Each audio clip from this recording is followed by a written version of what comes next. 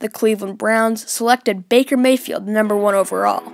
In my opinion, they probably should have taken Saquon Barkley number 1 and then taken Mayfield at number 4, but with the Browns having traded for Carlos Hyde, they obviously didn't feel the need to.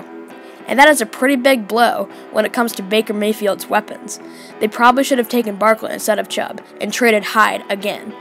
Then they would have had Duke Johnson Jr. and Saquon Barkley in the backfield, which to me sounds pretty scary. Well, anyways, they also gave Mayfield Antonio Callaway and Jarvis Landry, who were both great deep threats and just wide receivers in general.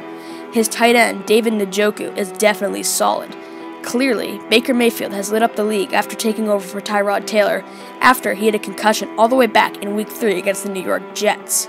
That week, Mayfield led the Browns to their first win in 635 days after he went 17 of 23 for 201 yards. At that point, they were off to their best start in a long time at 1-1-1. After beating the Jets, Browns fans clearly thought they had turned a corner with Mayfield, but that wasn't the case early in the season.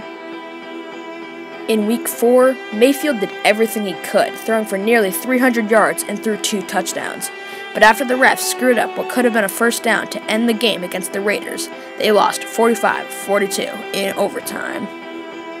In Week 5, at a very mediocre 1-2-1, the Browns found themselves at home taking on the 3-1 Ravens. In that game, Mayfield threw for over 340 yards in a 12-9 victory in which their kicker actually made some field goals for once.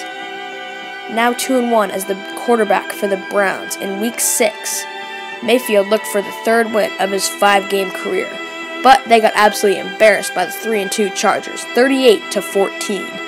He had an absolutely underwhelming game, going just 22 for 46 for 238 yards, 1 touchdown, and 2 picks. In Week 7, the Browns headed to Tampa Bay to take on the 2-3 Buccaneers. Mayfield put in a valiant effort, completing 67.5% of his passes, which made for 215 yards and 2 touchdowns. They ended up losing 26-23. Jarvis Landry really started to develop some chemistry with Baker Mayfield, catching 10 passes for 97 yards and a touchdown. In Week 8, that game was against a team they should have beat in Week 1. The Steelers had gotten considerably stronger as a team since Week 1, and the Browns looked different.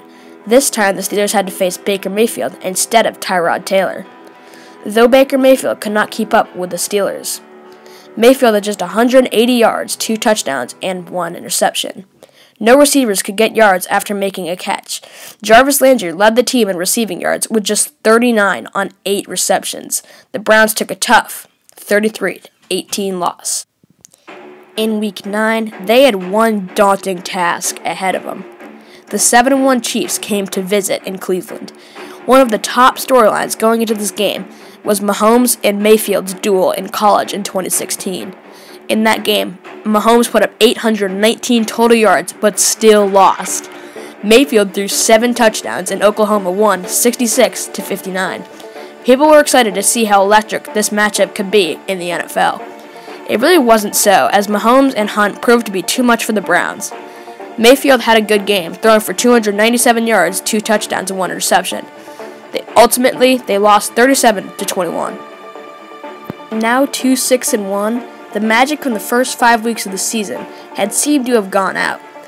The Browns had lost 4 straight after winning against Baltimore in Week 5. They had to win against the Falcons if they wanted any remote chance at the playoffs.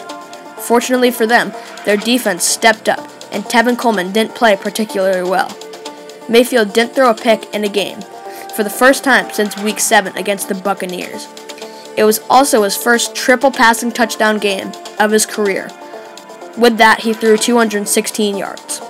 That was enough to silence the Falcons 28-16. It was also the most points they had put up since Baker Mayfield's first start as a Brown in Week 4. The Browns traveled to Cincinnati in Week 12 to take on the lowly Bengals. Now determined to bring the first football win streak to Cleveland in years, Baker Mayfield came out and threw for 258 yards and 4 touchdowns, ultimately winning the game 35-20. The Browns' win streak was at 2 games, but they had to play a team that had a much bigger win streak than they did. the Houston Texans started the season 0-3 with losses to the New England Patriots, Tennessee Titans, and New York Giants. After being left for dead on the side of the road, they came out and proved that they certainly aren't. Going into Week 13, the Texans had won 8 straight games and were at the top of the AFC South. Just a mere 10 weeks ago, they had been 0-3. Then they jumped to 8-3, and all of a sudden, they were the hottest team in the league after the Saints lost to the Cowboys. The Browns stood absolutely no chance, and just about everyone believed that statement. But they still only lost by 2 scores. After being down 23 at the half, they managed to get only 7 back, losing 29-13. Mayfield did as bad as anyone could imagine. He went 5 for 13 with just 46 yards and 3 picks in the first half. But after the half, he went 24 of 30 for 351 yards and 1 touchdown. Now at 4-7-1, the Browns are clinging to their slim playoff chances. And looking at their schedule, it doesn't agree with their playoff chances. But for Baker Mayfield, his chances of becoming an elite quarterback might not be as far off as you think.